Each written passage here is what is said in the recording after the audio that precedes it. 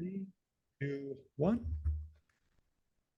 This is the Fresh Start Project, where we explore the growing loss of trust in social institutions and how we can break free from broken systems and move forward towards something better.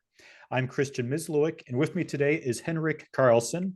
Henrik is an anthropologist, a former software developer, a husband, and father of two daughters. His Substack is called Escaping Flatland, where he writes about technology and culture with a particular focus on how we can use tech to curate the cultures we live in. Henrik, thank you for joining me today. Yeah, it's a pleasure. Yeah, thank you. So I think the first post of yours that I've read, and it's probably one of your most widely known ones at this point, it was about the childhoods of exceptional people. And I'll link that in the video notes because I think it's great. I think a lot of people should find that interesting, and not just people, not just parents with young children. I think a lot of people would find that very interesting. So I'd like to get into that and some other things that you're writing and thinking about. Uh, but before we jump into it, tell me a little bit about yourself and what made you decide to start writing a Substack.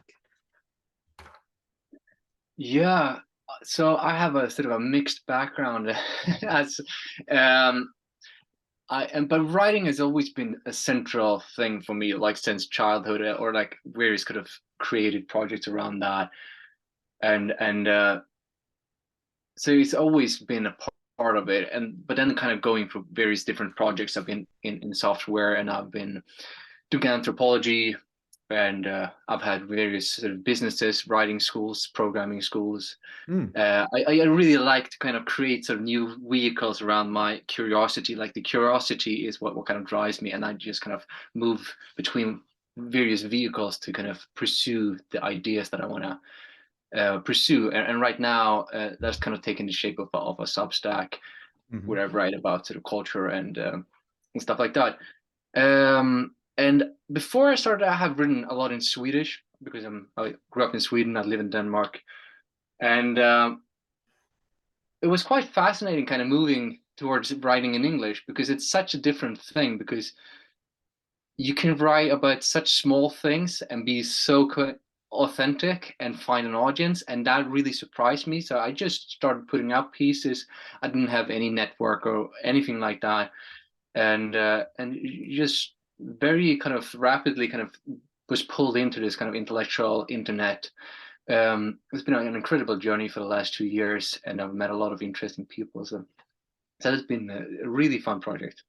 Interesting. Can you tell me a little bit about how you grew your audience? You said you didn't have any followers, but now you're able to post something and people will recommend it to other people, or they'll comment, or they'll deliver interesting side notes to you. Yeah, sure.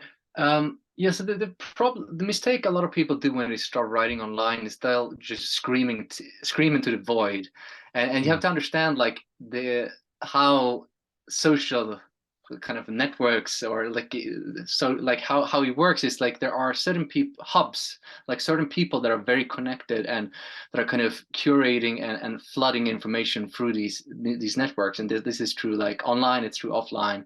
Mhm. So you have to kind of figure out like those how that works. And so what I did in the beginning was like write on forums, because forums are hubs. Like the forums are created by moderators, like people that really sort of cultivate a space where people can meet. And you have to find those things, and it can be a forum, or it can be sort of a big posting on Twitter or whatever. But like once Mhm. you kind of start interacting in a dialogue with that person, you're kind of immediately drawn into a network. So that's kind of how I did it. I started writing on Less Wrong, and then through there I met a lot of people, and then I got connected, and people introduced me and told me like, you'll probably fit in here, you should talk Yeah. to this person.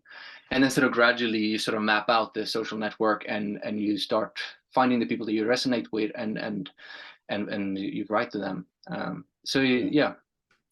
But an important part of that was you were producing something of value to these people. They weren't just introducing you or connecting you to other content creators or audiences just because you showed up. You were writing already and presenting your work. Yeah, sure. I mean, I'd written for 15 years before this, and I'd written in like big magazines in Sweden and so on. Yeah. So I knew how to do it. so that helps. But I think everyone can do it. It's as long as you're able to kind of formulate like a sort of clear language, and you're able to understand what people that you like need and what's interesting and what's valuable to them. And you do that by kind of reading what they're doing, talking to them, listening to them. And once you sort of to figure out like, well, I have actually a small experience here that might be valuable to them, or I read this book that's kind of obscure because it's by a Swedish author or whatever, right? Then you Yeah. can start adding that into the conversation and you get feedback. So it's just about finding the people that are pursuing projects that are interesting to you and being of use to them.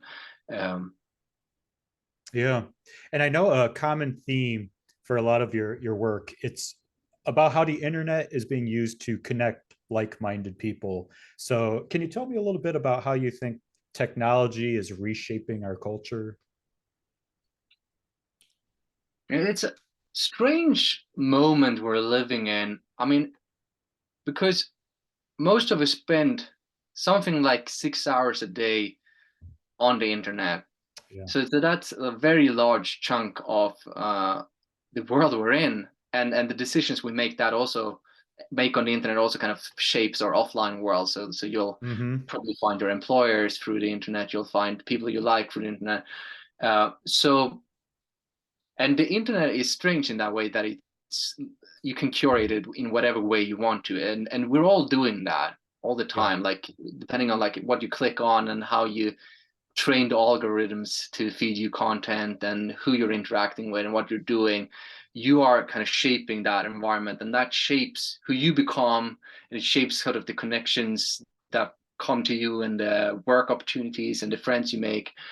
And that's a very new phenomena.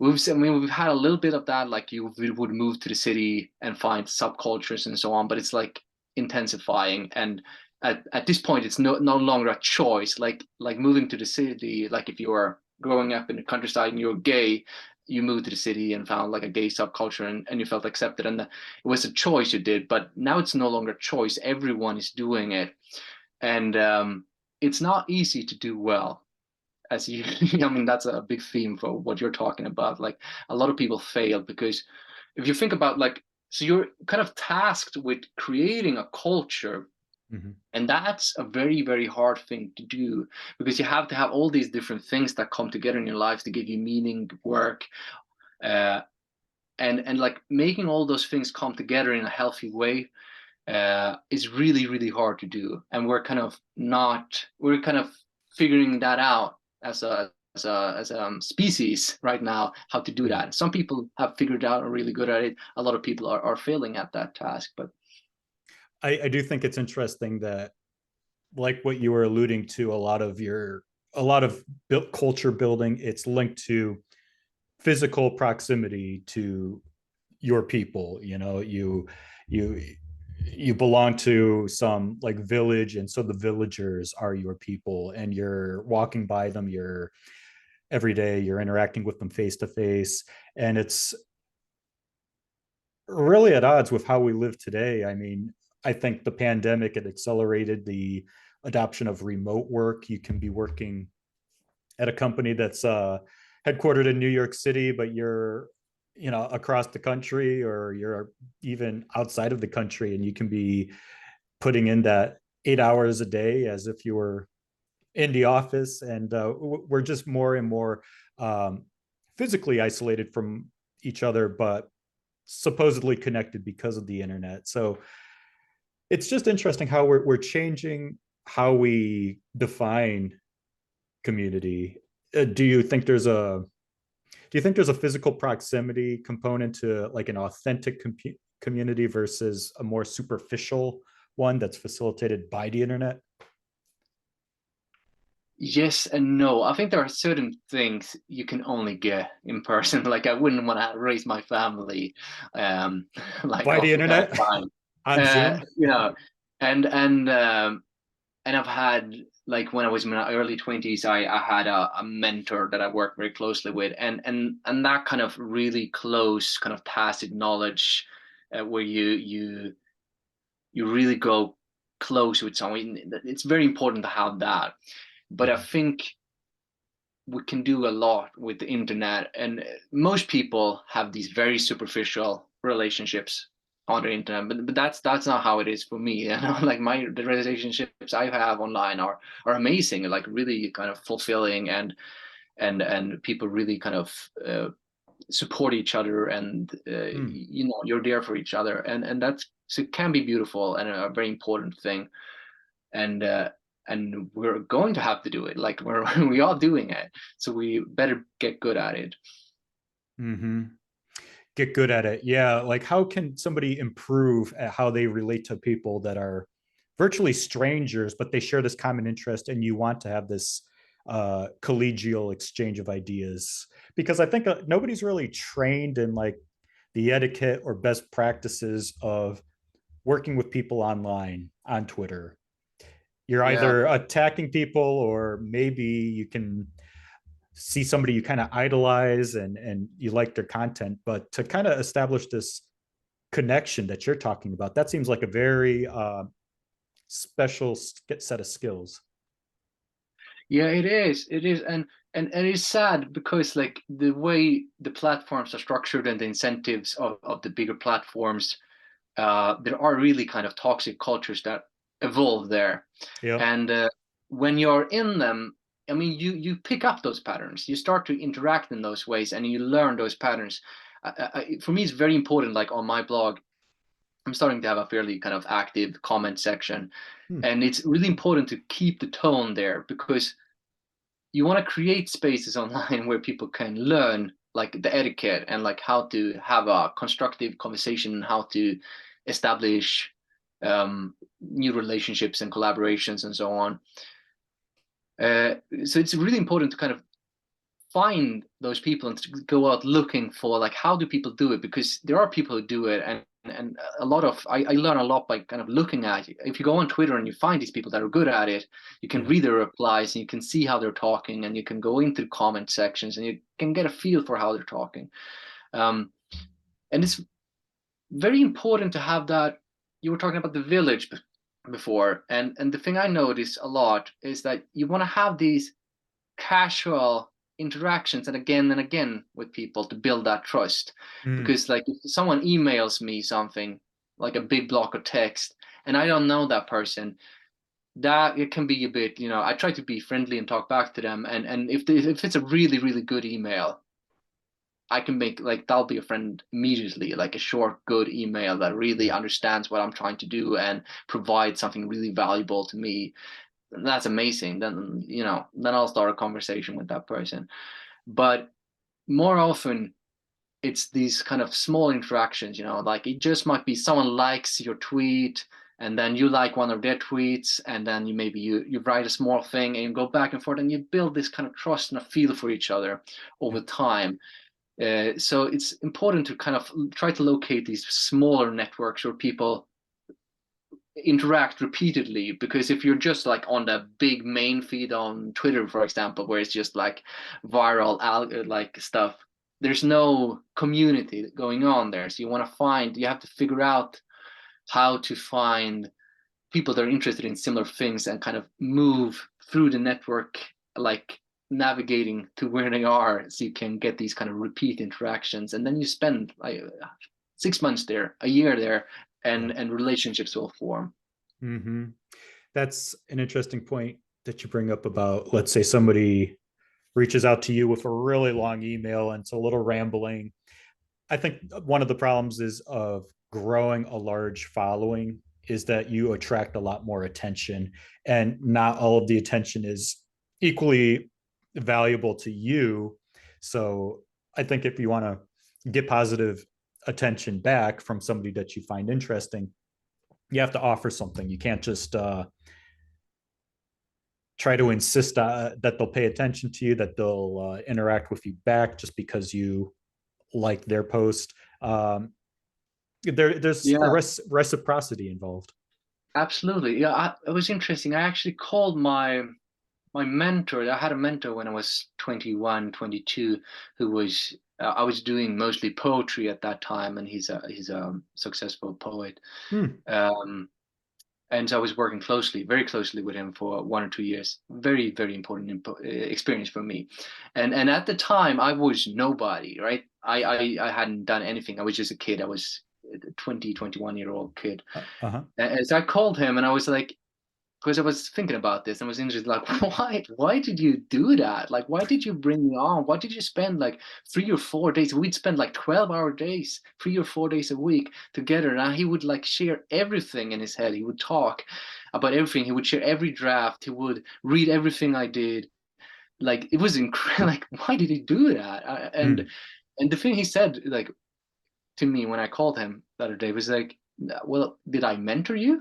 Like I didn't, like, I just liked our relationship. I just liked what you did to me because you came in, he said, like, you came in with like a wild energy. You were hardworking, you Mm. were really interested, you understood what I was doing, but you didn't know the limitations, and I was starting to get a little bit stale and captured by my audience, and you didn't care about that. You just wanted me to do wild things, and that was really liberating for me. So for me, it was just doing it for myself. Right. So that's like really important to. It's you can't. It's not a service. You're building relationships where you're kind of have growing both of you. So you have to figure out how to do that. But it's if you're really passionate about something and really pay attention, it's not so hard to do that. Mm. That's very interesting that you mentioned that because it touches on something that I've been thinking through, and it's about how business interactions work, at least in the United States. You know, we're a very work-oriented culture for the most part, or at least in office settings. And the way it works is there's an employer who's perhaps at the top of this hierarchy in the office, and the employees, they're uh, uh, there are things of like personal character or integrity, they don't really matter because there's a social hierarchy that depends on who is paying somebody a paycheck, and then you have to kind of defer to the hand that feeds you. And so the way these interactions work is uh, the underlings have to uh, provide value. They have to like justify their employment. You know, there just so there's this constant need to show that you're doing a good job, that you're hitting metrics. But where you're saying it seems like a more natural and more positive kind of mentor protege uh, relationship, because not only were you benefiting from the experience of somebody who's established in, say, like the poetry beat, uh, the coach in this situation was also energized by meeting somebody who was who had this youthful energy. He didn't understand the limitations that perhaps make you kind of stale and stultified. So there was like a give and take, and it helped both of you as poets. Yeah. No, I think it's interesting you mentioned hierarchy because Yeah. I think a lot of people have really sort of conflicted feelings about hierarchy, and a lot of people kind of raging against that, you know. Yeah. But we need hierarchy, like, because like the people that are really good at doing things they're limited, and we need to sort of their expertise and their ability to give feedback. That's a community resource, and we need to. And if it's a company, right? So the CEO is a community resource. It's like the company. Yeah. If the company doesn't work, you can't pay your bills. Your children are gonna starve. You know, like, not literally because you're gonna find another job, but like it. But you are a community, and you need that, and that's hierarchy. But often it becomes kind of poisonous and toxic in various ways in companies, and maybe that kind of has given people a bad flavor for hierarchy. And you Mm-hmm. notice a lot of online people want to have these flat things, and it doesn't really work with the flat because um, you kind of waste that community resource. Like, you could use that much better if you had a better hierarchy. And I don't know where I'm going with this, Mm. um, but what you notice, well, like online, is that I think a lot of people are kind of afraid for the people that are higher up. But one thing I noticed, which was very surprising for me when I started writing, was that like the big people, like the people that had large followings, they were actually among the first to find me Hmm. and read my stuff. And I would have thought it was the other way around. I thought it like you'd write and you get 5,000 followers or whatever, and then suddenly someone slightly big might notice you. But that's not how it works, at least for me, right? Because they are not, they're, if you are providing value to them, they're really good at finding that, and they have the like, and when you're in these networks, if you're a big player, you have so many people you trust that are always looking for talent, always looking Hmm. for value. And so if I write a good piece, like I have a friend who works like as a sort of talent scout, he's really good at finding people who are really talented. And if I write a good piece, he'll get that emailed to him like 3 times, because he has so many people that's like, so if I do something exceptionally good, like that, he'll know that. And people have networks like that. So they're really good at finding that. So you think they're not approachable, but they're actually very approachable if you provide value. And Hmm. and it's fairly easy to realize how to provide value. Just look at what they are trying to achieve and do. Hmm. That's really interesting. Like probably an underappreciated role in building a community online or even in person is that talent acquisition function. You have to be you kind of have to scout for talented people. Yeah, it's a limited resource. It's if you're able to find talented people, I mean, you can just be that person. There are people like that I see and meet on Twitter. They don't even tweet anything, but they're really good at finding people, and they have Hmm. clout. You know, they know really powerful people, and it's just because they have good taste in people, in talent, and they're able to find people early on, and that is super valuable. So they get enormous influence, but you don't see them if you're just like reading like the main feed. They're not there. You're not going to see them, but they'll find you if you do, if you aim to do valuable work and not like play a part in this kind of dunking on people, but Yeah. you're actually trying to be valuable and kind and do stuff that is uh, important for the community. Yeah. So how are those like talent scouts like gaining clout? Like what exactly are they doing to get a following of their own?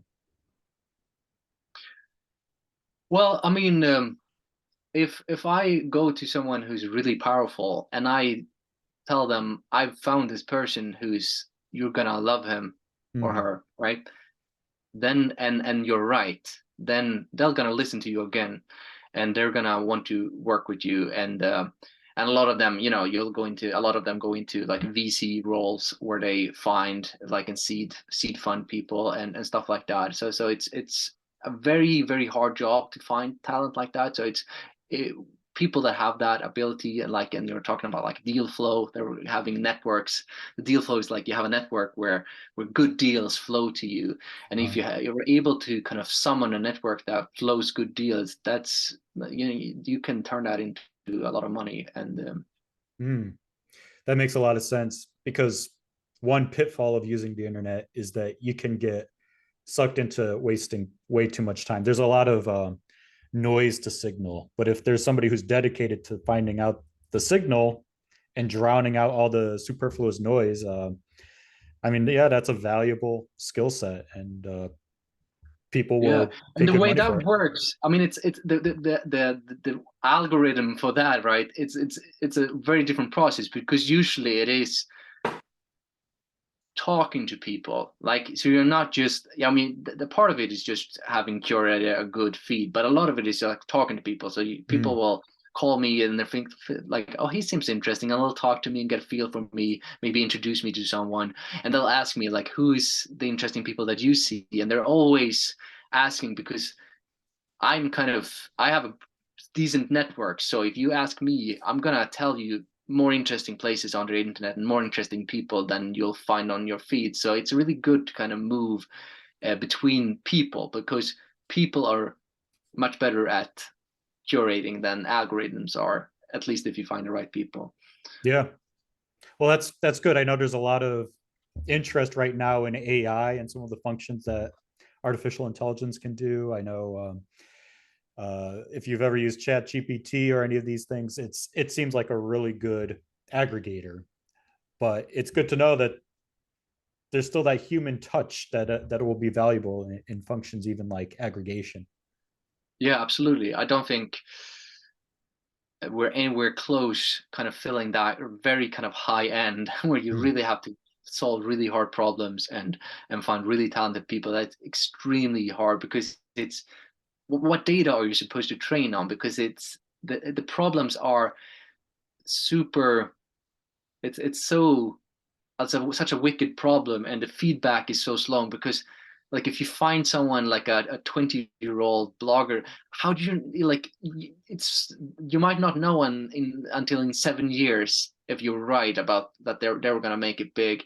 Mm. So it's really hard to kind of train on that. It's taste and tacit knowledge and trust and connections and feelings. It's so much about, and it's a building trust, and like you have these Zoom calls and you have to establish a rapport, right? And like get a feel for each other. And we're very far away from automating that. Yeah. Um, I want to touch on a topic that I found really interesting, and this is what you wrote about in one of your blog posts. This was called First We Shape Our Social Graph, Then It Shapes Us. And this is the concept of a milieu. Um, your definition of a milieu is basically everything that sends you an input, like a friend or a tweet in your feed, the beams of light through a stained glass window that makes you feel serene. All of this is part of your milieu. It's these are inputs, but then the inputs change you. They change the way you react or how you operate in the world, and so it's a it's a two-directional network.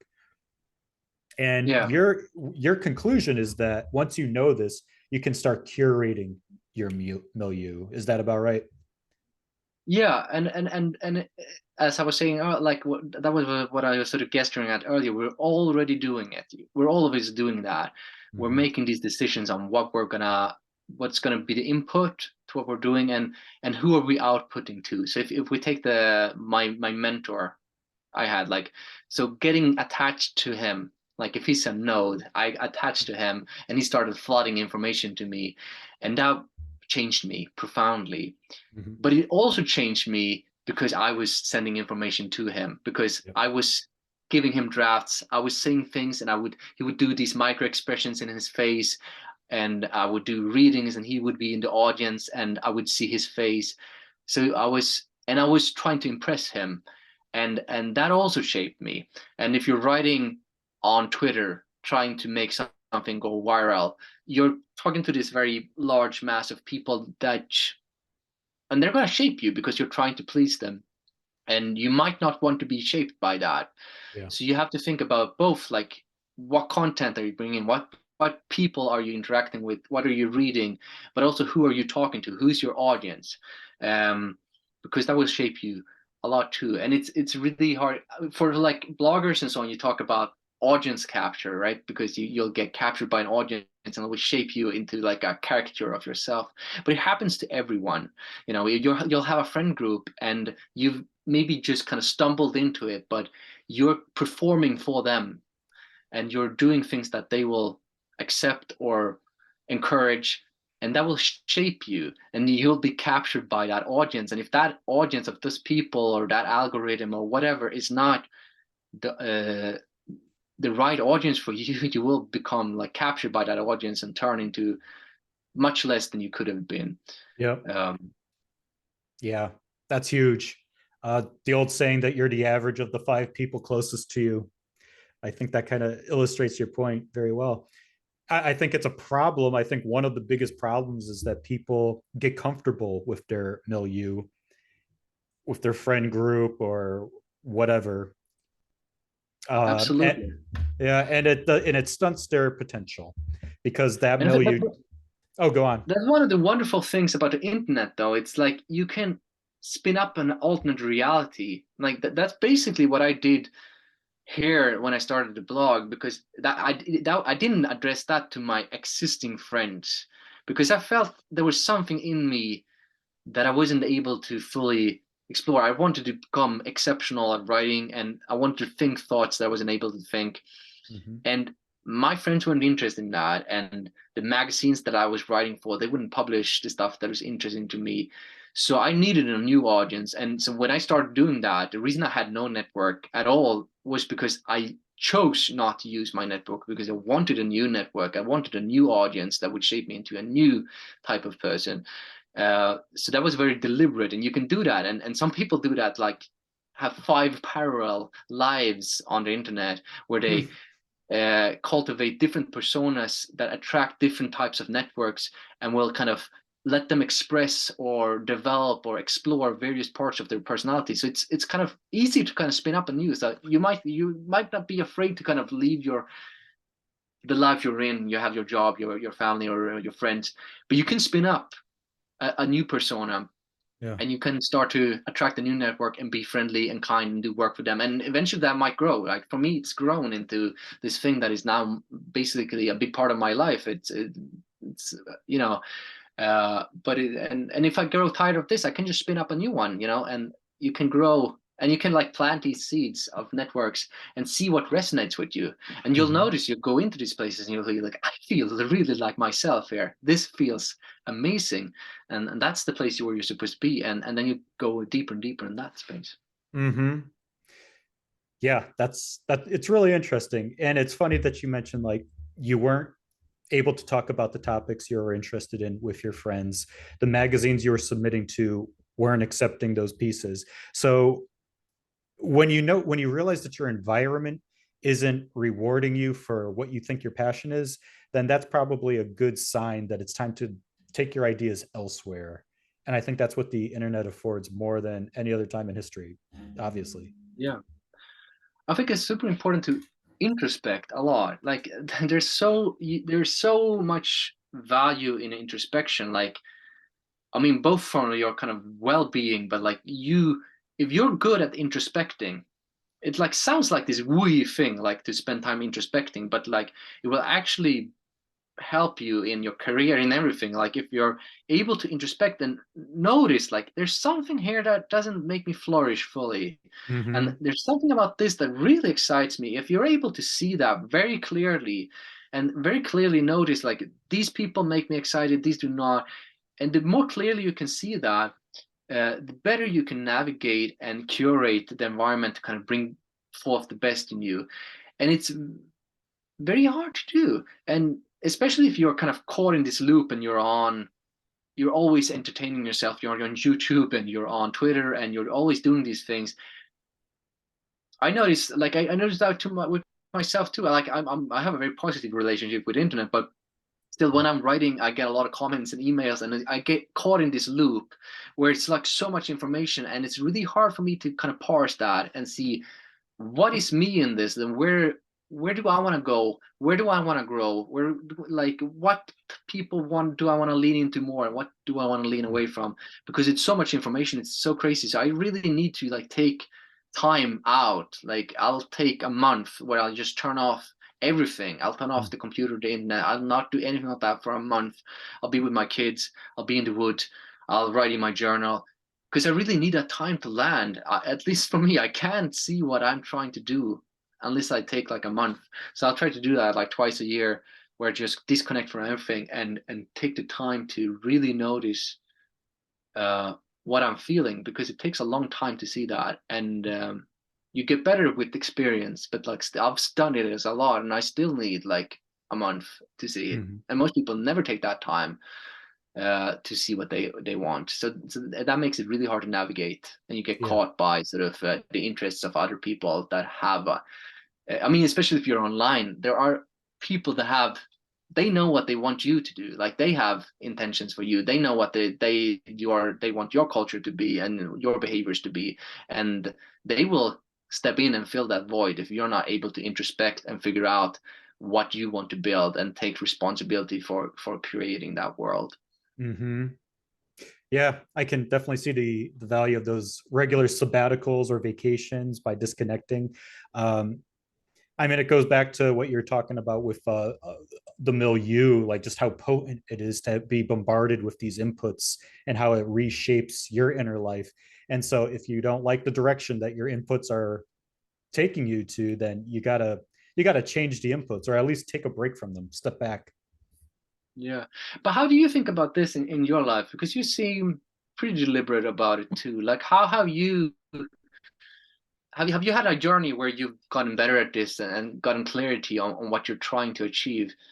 Yeah, I mean, I definitely think that you should be purging your Twitter feed every once in a while. Like I was finding, especially during the pandemic, that I was uh, imagining that I was belonging to communities that actually weren't very substantive. I was spending a lot more time, in lockdowns. Here in the U.S., we were all stuck inside. So where was I finding social engagement? It was really on Twitter, or maybe even YouTube creators, or following people on the internet. And you would notice that, like you said, there were nodes, there were like knots of people where, oh, I didn't know those people were friends. I need to follow him and her, and then also this other person who I wouldn't normally follow, but they seem to be in this clique. And I was finding that um, it wasn't always very rewarding to try to follow these little cliques, trying to get into these fake communities. So I decided that I have to be very deliberate about only following people whose opinions I care about, who I think is bringing value, not being tempted into uh, chasing every bit of information that can be available to you just because it's out there, or just because there's this perceived social pressure to follow somebody. um, Taking a more deliberate step towards curating your inputs. And I think I actually need to be a little bit more rigorous. I This is a conclusion I actually came to at the end of Lent. We us Catholics celebrate Lent. You're supposed to either give something up or do something good that you weren't already doing. And I was trying to do more good, like contribute more to this podcast. I wasn't so much taking away things in my life like sacrifice, but then at the very end of the Lent period, I was like, I think I actually want to step away and not be so hooked to social media. I think I do need that vacation time, that time away, because if you're trying to be a creator yourself, like for me, I'm trying to do these videos, but also try to put some of these ideas about like the lack of trust in institutions, how we can rebuild smaller communities that can replace a civilization that seems to be in decline, frankly. But that's a broad topic, and it can make me it could lead me to trying to write towards people whose interests seem to be ever changing on Twitter. So it's important to step back from this river of information, not try to chase down everything that seems to be interesting at that point, and to like you said, figure out what you need to say, because it might not be what's being discussed at this moment. It might take you a little bit of time for you to ferment your ideas, to put it on the page, which could be weeks, and then really like work on making a polished final version of what you want to say, rather than trying to respond to the constant conversations that are happening on Twitter. Yeah. There's so much conversation that's just for the sake of conversation. I'm Yeah. thinking like what you're doing with like these important themes is that you want to find places where this work is being done, and you want to see like what are the communities where they're working on this and trying to make progress in this, and how can I be of use to them. Like that because like when I try to, the rule of thumb I have about writing is, and everything I do is, it has to have a real world implication for me or people that I care about, because otherwise you'll get distracted in these kind of fake debates about like people just want to have an opinion about things. And that when it's not grounded in a project or in something that is going to, you're making a decision based on it, it's very, very hard to remain sort of epistemically sound or figure out what is valuable. And you'll kind of get lost in these kind of narratives. I mean, it's important to have those big discussions too, and some people are really disciplined and can do it. But I don't trust myself to be disciplined enough. So I always try to focus on like projects and relationships that are actually existing and where I can actually affect them, and focus on that. And that provides a much richer kind of community and meaning to me as well. And I had some other point I wanted to make to you. No, I've been thinking about like a lot about like you have to think about internet as a practice, Mm. because it's such a big important thing that we do in our lives. It's like it's a like a third of our lives or something. It's and we approach it very sort of unplanned, like haphazard.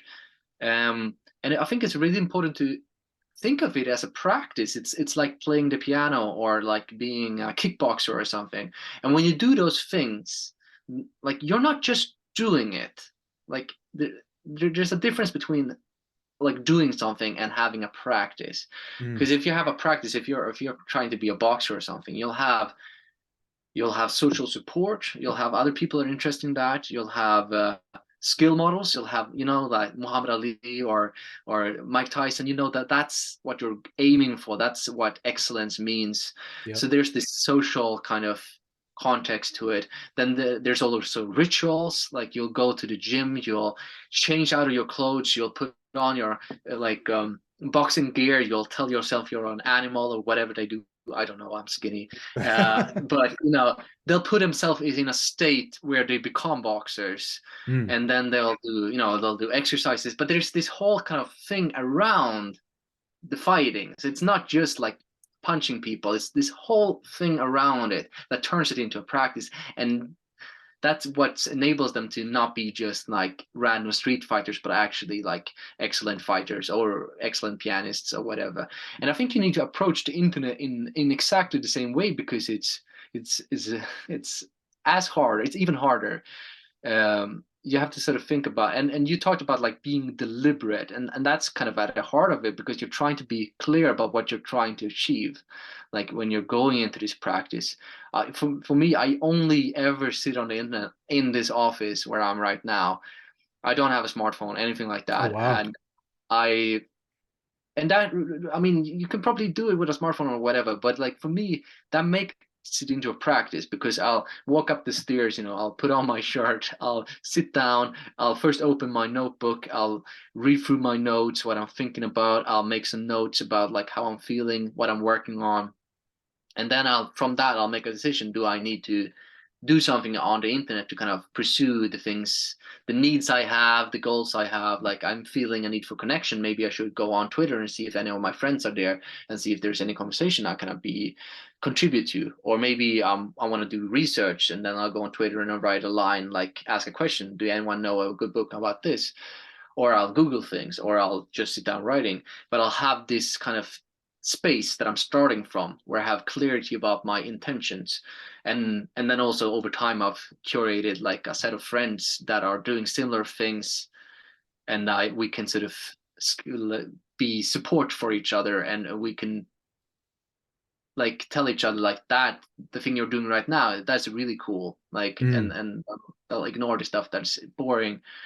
And I also try to find people that are really good at it, so I can look at them. I really like watching podcasts, and like when some people like the really smart people, and they'll turn their screen on, and you'll see when they Google, and just like looking at how people Google is really fascinating. Some people are much better at it than I am. Like you can be really, really, really good at it, Mm. and things like that. Just trying to find who's good, and like creating this kind of practice around what you're doing. So it's not just you're falling into it, but you have a clarity about like who you want to be. And it's not just about like growing an audience or finding information. It's about like I want to be generous, I want to be kind, I want to be someone that people can trust, I want to be a good father to my daughters, I want to be more present when I'm walking in the woods. All of these things you can have that internet be a part of. I mean, internet's gonna not gonna help you in the woods, but like Yeah.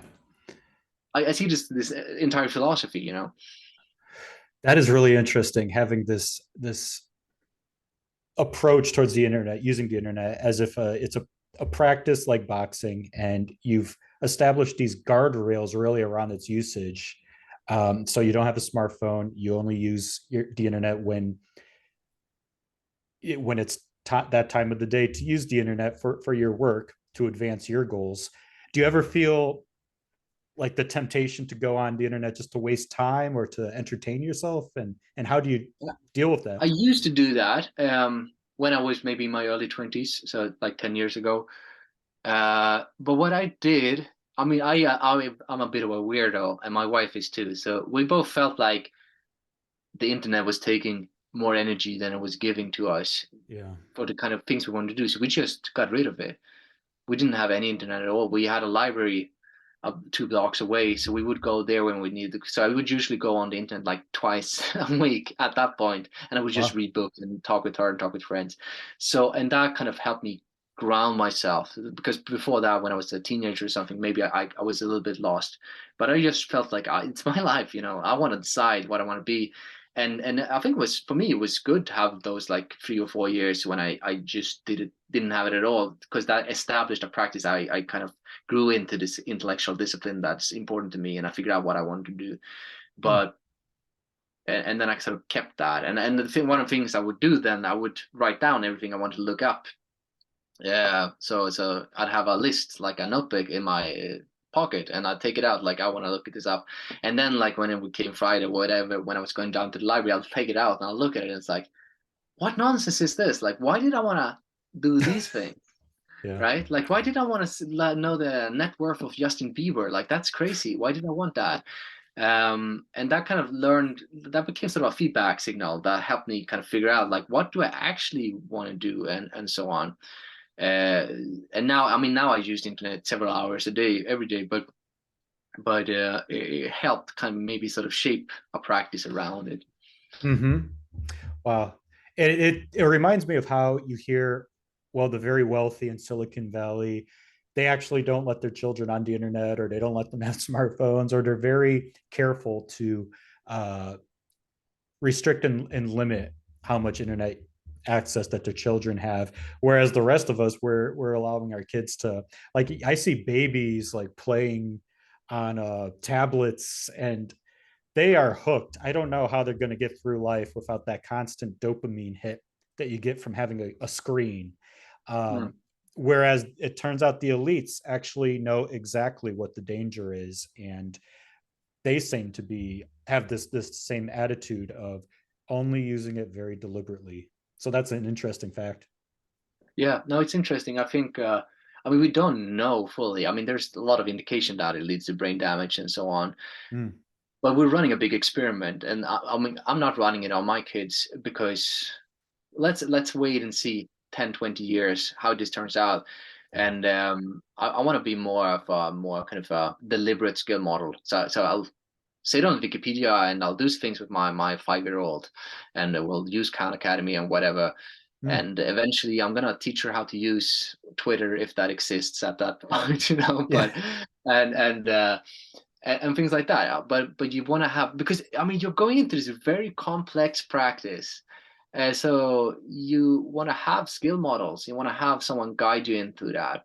Mm-hmm. Uh, it was in a way easier when I started out, and I know you're maybe a little bit younger than me, but like I remember the time when it was just like these kind of text forums, and it was just like small Swedish text forums, and those were amazing. It wasn't so hard to kind of navigate those spaces. It's become much harder these days, and we're still figuring it out. And yeah, absolutely, you notice the elites, and I get some connections to like some people that are kind of influential, and it's interesting to see they're very thinking very very hard about this idea of a milieu, and like that really resonates what they're doing. So that's interesting. Mm-hmm. Yeah. And it kind of goes back to what you write about in terms of a milieu. Like you should be very selective about what inputs are coming into your mind every day, and it certainly comes from the internet. Like if it's not something you're deliberate about controlling, then it can control you and take more energy from you than you get out of it. um, it's also interesting to me how um, where was I going with this? Oh, so I wanted to talk more about like this idea of the inputs that are in your life in general, not just from the internet. Like I had a wonderful discussion. I just had two recent interviews with architects who are talking about why beauty matters. And they're talking about the neurological benefits of seeing beauty in your environment, how traditional architecture, it has these qualities that people find beautiful, such Mm, as like the golden ratio or fractal elements, by which I mean a repeating pattern of various sizes, like a small detail will somehow mirror the entirety, the mm. shape of the entire thing. And when we see these things, um, it reminds us of what was beneficial to us in nature when we were hunters and gatherers, uh, 200, 300,000 years ago when we came from the savannah. Like we like columns in a cathedral because they remind us of how evenly spaced trees were on the savannah. That's home to us, and all these things. And so it's interesting how something as uh, subtle as the beauty of architecture can drastically change how many feel good hormones you have, or if you're living in a modern world where there's just ugliness, like plastic everywhere, concrete, highways, you're just filled with cortisol, or you can never feel fully rested. And so if that's just one input that so many people overlook, what are all the other ways in which we are kind of poisoning ourselves with the wrong sensory images? And like Yeah, what I do you want what to do linger on the architecture a little bit first, because Mhm. that's really fascinating. The thing that strikes me is that if you think about like the houses that I am assuming they're referring to, a lot of them were built by the people who lived in the houses. Mhm. So it's like, it's this process where it's kind of similar to what we're talking about, like because I live in one of those houses, because I really care about architecture too. So I have a house from 1850. It's been rebuilt like so many times. There are two houses, there's a small bridge between the houses. It's crazy, it's a really beautiful, Oh wow. interesting house, got a rich history, and there've been sort of people there here that kind of fought against the Nazis and had to flee in a boat to Sweden, and it's Oh like wow. rich, interesting history, and all these people have lived here and shaped the house. And uh, and and when you do that, so Stuart Brand has a interesting book called How Buildings Learn, which is like when you live in a house and you make these changes, and you're kind of reacting to it and moving things around, and it shapes, and you're introspecting, like you're introspecting. I'm in this room, something doesn't feel right, like we need more light in this room, maybe I should change the window. Mhm. Oh, the kids, now that's a problem, the kids need bed, what are we going to do? And when you're shaping it and you're reacting to it, and then you're shaping and feeling, and you do that over generations in a house, that house is going to be like very well attuned to human emotions. Whereas these days we kind of just outsource it to like big companies that just put a block down, Uh-huh. and it's not fitted to you, and it's similar to just going into the feed and just being flooded. It's just like following a business logic. It's not following the logic of your needs. So it's really important to me I spend a lot of time kind of renovating the house and moving things, and it's very important to me to kind of shape the space I'm in. So I resonated with that. Mm. But I think it's true because of everything. It's like, I mean, I want to spend a lot of time in nature. That's important to me. And it's also how you pay attention. And maybe I think this is related, but like I've been thinking a lot about like how you pay attention, like now that we're talking to each other. So you might be in the same situation, but depending on how you pay attention to what I'm saying right now, that's going to change the input. Um, and it's important to have that kind of how you pay attention to the world also changes the input. Like if you're Mm. distracted, if you're not really listening, the input you're getting is different, because it's not a passive thing getting input. You're always kind of, it's working in your head, you're making mental models and representations of what's going on in the world. it's not passive. Like if you look at it just the eyes, there's more information going from the brain to the eyes than the other way around. So depending on how you're primed and what your intentions are when you're looking at things, the input will change.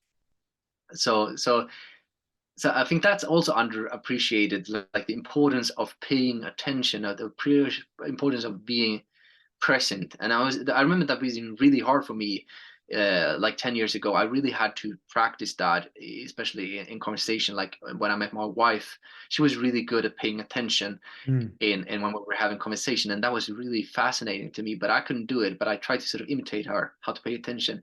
And then when you do that, like for example, in a conversation like we're having, you'll notice things that you didn't notice, and then you'll be able to ask better questions, and you'll be able to say, oh, what did you mean that, or am I misunderstanding, or and that will start to pull out meaning out of the other person, or will pull out meaning out of a book, or it'll put meaning out of a building once you start paying attention. And you'll notice, like we were talking about buildings, if you start thinking about like, oh, this house was actually built by the people who lived here, I wonder how I can see that, and you'll start noticing, and you'll start extracting meaning, new input, and that's so important to be kind of careful about, like how you're be paying attention.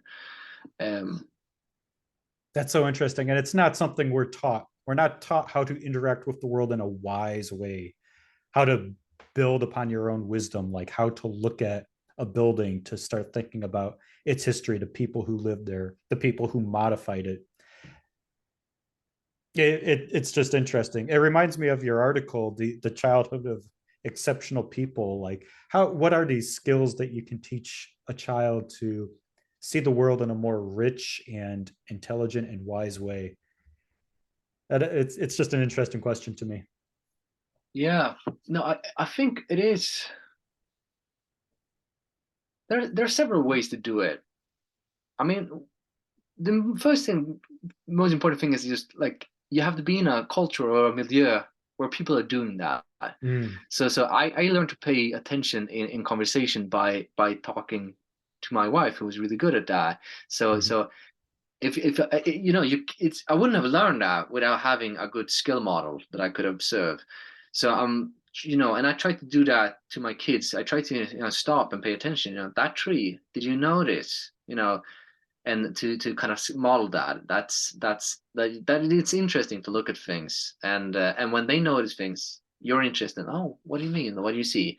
So that's one thing. Like you have to. It has to be happening around you for you to learn that. Another thing that if you want to be a little bit more deliberate about it, I think like something like Socratic dialogue is sort of a training ground for paying this type of attention, because that's treating dialogue as a practice in a way, because you're kind of going into it with a very deliberate approach. So if you're having so I try sometimes have Socratic dialogues with my 5-year-old, and the way you do that is like you're trying to. It's not about explaining something. It's about her, like helping her pay attention to what she's thinking. So I'll say something, and I'll say, when she was younger, I might have said, what is a bird? And she'll say, oh, it's something that flies. And I'll say, well, so is an airplane a bird? And then she'll pay attention to how she's thinking. No, it's not, right? Because one has got an engine and one's got right. And she started to make this meaning in her head. And it's not about it doesn't matter if she's right or wrong. The important thing is like for her to pay attention to what's going on in her mind. I don't care about, like, I'm not trying to impart something. I'm trying to help her kind of, I'm trying to kind of scaffold the process of paying attention to what's going on in your mind and how you're making meaning and definitions. So something like Socratic dialogue can really work. And it's all about like paying attention, like what did you mean here, and you're reflecting back, and you're asking questions, you're trying to get at it. And that's about, and that helps you kind of pay attention to details. And you can of course do it like a Socratic dialogue with a text or with a house, like, oh, I like this house, what did you like about it? Oh, it felt so cozy, but like, let's go back into the room, why does this feel cozy to you? Well, it's something about the proportions. Like, what about the proportions? Like, yeah, it feels, and you keep going, right? And that helps you pay attention. Yeah, that's really interesting. And another part of this childhood of exceptional people, one component that you really stressed was the importance of tutoring. That people like Virginia Woolf, all these others, they seem to have one-on-one educations with somebody very knowledgeable rather than sitting in a classroom with 30 other children and one teacher. What do you think about all Yeah. that? So yeah, that seems to be most of them. It's not true of everyone. I would say it's very hard to figure out who's gotten tutored and who's not. But at least Hmm. 70% of like the people that I've looked on that have gone on to be like great philosophers or great composers or great mathematicians and writers. About 70% of them were clearly tutored for more than an hour a day. Most of Hmm. them were homeschooled, but some were kind of in Jesuit schools where were getting tutoring and so on. And the thing about tutoring is, I mean, it's basically you can. It's about paying that attention because if you're talking to just one child, Yeah. and you're good at that, and you know what you're talking about, you can pay so close attention to, do they understand? How do I ask a question that helps them figure out it? And how, like you're always kind of you're getting this very very detailed feedback, so you can make the input that you're giving them perfectly shaped, or like not perfectly shaped, but much much better shaped to their mind, and much more rapid feedback, and that helps you go much faster. And there's a lot of research on this. Like if you have the famously from like the 1980s with Benjamin Bloom talked about like the 2 sigma problem, where he claimed that if you took like the median student in a class and gave her tutoring one-on-one instead, she'd go from being like the 50% student to be the 99% student in the Mm. class. um, when that being reproduced, it's not as powerful, but I think mostly because most of the times when they've tried to reproduce it, the tutors are not good enough, and that's a problem. It's really hard to do this well enough. But if you have a really good tutors, and if you look at the exceptional people, like if you look at someone like Virginia Woolf, like she had pretty good tutors. Mhm. And if you go from being like in the middle of the class to be like the best in 100, and if you're already pretty smart, so you're already the best in 100 and you get that right, you can go really fast, really deep. So it just the ability for you to kind of create knowledge in your head and get a like structure in your head is just much faster. I've worked some in schools, and I've seen this like play out in real life. I remember I had some boys that were very kind of disruptive, and so I would send them out, and because they couldn't be there, it wasn't good for them to be there. But I didn't want to leave them behind, so I would take off my kind of lunch break and I'll sit down with them and help them get through it. And I could do like a lesson that was an hour long. I could do with them in 15 minutes, and they wouldn't fall behind because I was paying Mm. close attention to 2 people, and then I could like go 4 times as fast. Yeah. It's really interesting because you hear a lot about how boys in today's education system are falling behind in terms of uh, performance and grasping the content, and even going on to get advanced degrees, um, higher paying jobs. They're falling behind compared to girls, and I think part of that is because boys at a student age, they have more energy. It's harder for them to sit still in a classroom and just passively listen. I don't think they're hardwired to really flourish in that setting. But if you were able to do that one-on-one with them, with a disruptive child, and they're able to grasp it in 15 minutes, it just kind of it seems to me that the education system, it's not in the best interest of most children, and yet it's what we seem to insist on in most of the developed world. Yeah. No, I remember I felt terrible about those kids. Like they shouldn't have been there. They shouldn't Yeah, absolutely be there. I did my best, and I think I made some difference, but their lives are destroyed. really. Yeah, they are. It Like, seemed like they had enough promise, because if they were able to grasp what you were teaching them, it's not like they weren't. It's not like they were dumb. You know. no, no, they could have done well. I don't think they will. They had learned. I mean, by the time I met these boys, they were 10 years old, and one of them was autistic, and he shouldn't have been there at all. He Mm. got like these very violent outbreaks. He needed a different kind of context, and he was very emotionally broken down. He had attempted suicide when I met him, and so he was 10, Oof. and I think it's going to be really hard for that boy he's been really really messed up. I haven't met him in 5 years. I hope he's doing well, but I have a feeling that being in a state for 10 years, 15 years of your life where you're really acting out and it's painful and you're suicidal, it's going to leave a big mark on you if you do that for 8 hours a day for Yeah. 10 years.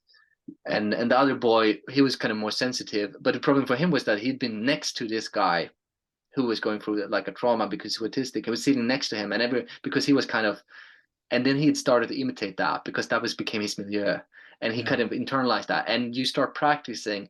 He was practicing how to kind of act out as an autistic boy that was having a tantrum, and he Uh-huh. was learning those behaviors. And maybe he couldn't train out of it, but I think it's really bad to practice that for 5 6 years every day.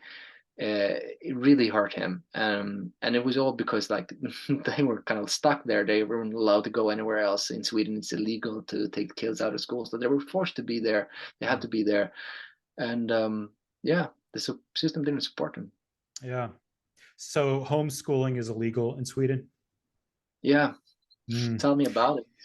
Is that controversial, or would most Swedes agree with that? Most Swedes would agree with that. I think it's changing a little bit that younger people are more open to it than older Mm. people are. I noticed that. I mean, so we've moved from Sweden because we're going to homeschool our kids. Yeah. Um, Older people find it to be scary, and Sure. and you know all the things from the U.S. like socialization and like is it like weird Christian sect or what's going on? Younger people don't understand it better. So like if I go home now and like I'll the people ask me like why did you leave? I was like it was because we're homeschooling, and then young people will be like, oh, that's interesting, that Uh-huh. I kind of why like, and they'll kind of understand it in a way. So I think it's changing, but I wonder how it will play out because since it is illegal it's going to be hard to do something about. Yeah, it's a sad situation. And even that two sigma research doesn't change any minds in Sweden. Like, it doesn't promote an interest in alternatives to the classroom model. Because in the I U.S. don't. we have this thing in the United States that some states have. It's called education savings accounts, and yeah, you know about it. For anyone who's listening who might not understand, it's a program where a state will, instead of the education system, pay, the money from taxpayers going to the public school, it would go directly to the parents so that they control that education money, and they could use that money. It's deposited into an education savings account that they control, and they could use it to purchase private school tuition, but also homeschooling materials or private tutors. It gives them another option, and I think it's a great idea. Yeah, absolutely. I think it's super fascinating. It's of course going to have its critics and it's going to have its problems, but I think it's a much better sort of base model around Yeah. how to structure education because you need some kind of economic support because families with children are in the kind of most vulnerable time in their lives. They're not going to be able to invest as much as we want in their kids, but like having that, being able to kind of stitch that to the kid, and then you can do kind of more sort of targeted social things where you kind of find people that are faring badly, and I think you can like try to aim more at kind of ensuring that no one is like trying to ensure that no one gets treated in a really bad way or Yeah. end up in a really bad place. You don't have to care about the tops, about the people that go on to be Virginia Woolfs. That's not a problem. Like some people seem to think that's a problem as well for some reason, that they really want to have this kind of cohesive society where everyone's getting a similar chance, but like I don't find that to be like a Yeah, problem to me, that Virginia Woolf existed, or Alan Turing invented like the mathematics behind computers. I'm pretty happy about that. yeah. That's exactly the problem. I think it's this idea of we have to make everything uniform, and this misguided idea that equality means that the natural advantages somebody might have need to be taken away, because then that's unfair to somebody who doesn't have that advantage. And yeah, we're going to have less Virginia Woolfs or Alan Turings or any of the geniuses of the 20th century. I know Yeah. you're an admirer of the essay, Why We Produce Less Geniuses. And I think education and probably the less examples of one-on-one tutoring is probably to blame. Yeah, I think that's a big part of it, and then just in general, a lack of fitting the education to the individual, Yeah, that we is a big part, and just like not allowing creativity in the education space at all. It's just like you have like certified teacher training, so there's like, so if you're a good teacher, like if someone is in like figuring out like a really interesting new way of doing things, that's not going to spread, because they're not training new teachers. The like certified colleges, or whatever it is in the US, are doing that. So there's no way for the system to kind of innovate and build tacit knowledge and build traditions and so yeah. on. So it's problematic on so many levels, where it's just like not a functional system that can adapt, that can fit to the children, and we could totally do that. And I think like ESAs, the savings accounts, are an important like step in that direction. Mm-hmm. And I know there's so much anxiety about AI, but I think like a really good chat GPT could answer so many questions that, like, let's say a parent who is homeschooling might have. Like if they need an answer really quick, they can just type this into these very useful tools to get, if not the definitive answer, at least some supplementary information that can help guide their own more deeper dive into the topic. Um, I Yeah. just think that yeah, it could never be easier to produce really good homeschooling results in this day and age. Absolutely. I mean, with the tools we have these days, like the playing field is very level. Like everyone can get access to really good tools if they work hard and they're deliberate about it. Like, yeah, you have like so much good material out there, and things like Chat GPT, and that you could use, and also you can use Twitter to find connections and people that can tutor. It's there's so many opportunities, but like, so the thing that is important and lacking for most people is kind of the milieu. Like the resources are there if you just have the kind of social and cultural context that enables you or encourages you to use it in a wise way. Mm-hmm. I want to end our conversation with one last question. In your essay about the childhood of exceptional peoples, you did talk about the pros and cons of the tutoring model, having a one-on-one education. And one of the criticisms, I don't think it's a con, it's just a criticism from other people, is that it's not equitable because only the wealthy could afford a tutor for their child. That's why it's even called aristocratic tutoring. It was only something that the upper echelons of society could provide for their children.